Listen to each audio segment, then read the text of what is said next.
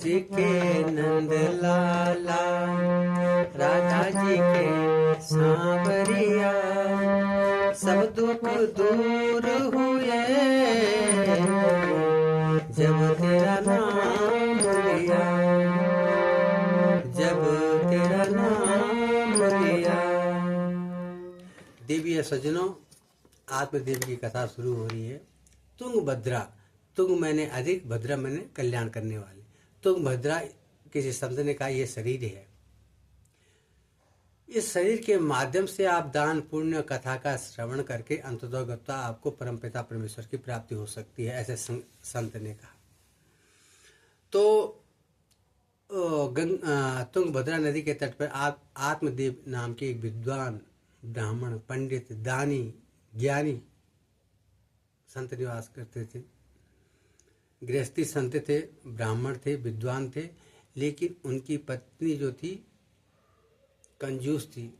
पंडित जी अगर दान पुण्य करते तो उन्हें रोकती कि दान पुण्य क्यों कर रहे हो। और बहुजल्पिका, कृपणा बहुजल्पिका, कंजूस थी, बहुजल्पिका, अपनी बात को ऊपर रखने वाली थी। तो विद्वान ठहरे आत्मदेव जी महाराज, वो तो चुप रहते थे,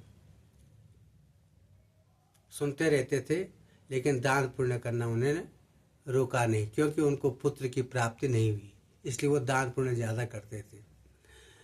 तो किसी ने कहा कि धुंधली किस प्रकार रही होगी, क्योंकि वो आत्मदेव को मानती नहीं थी, बकवाद करने वाले थी, इधर की उधर ज्यादा गप लगाने वाली थी, समय नष्ट करने वाली थी।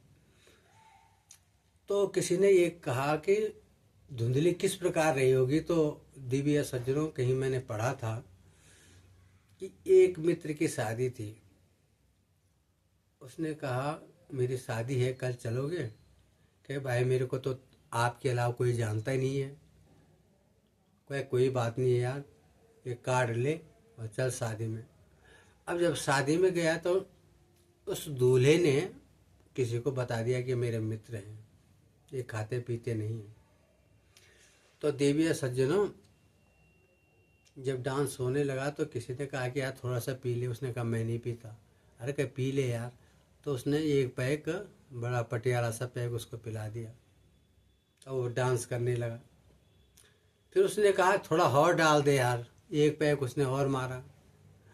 अब देवी सज्जनों, जिसने कभी पिया न हो, उसको पौवा, फिर उसके बाद एक पौवा अधिया पिला दिया जाए तो चिल्लाने लगा, मैं ये हूँ, मैं वो हूँ, मैं किसी से नहीं डरता। तो बुजुर्ग लोगों ने कहा कि ये कौन है, ये तो हमारे रिश्तेदार नहीं है। तो किसी ने कहा कि ये जो दूल्हा है ना, उसका दोस्त है, वही इसको जानता है।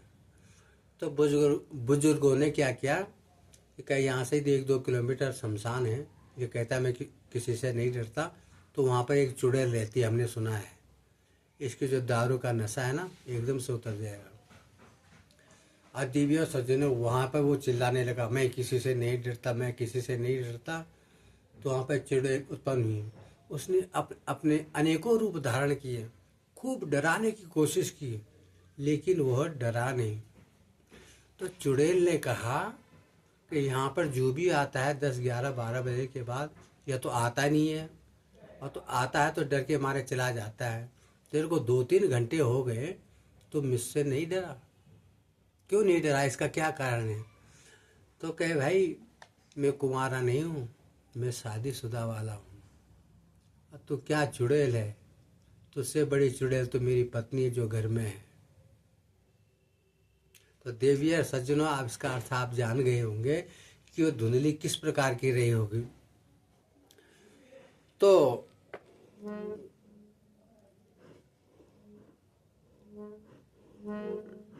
आज की कथा में देविया सज्जनों इतना ही। आपको पसंद आए हो तो लाइक और सब्सक्राइब अवश्य करें। जय श्री कृष्ण।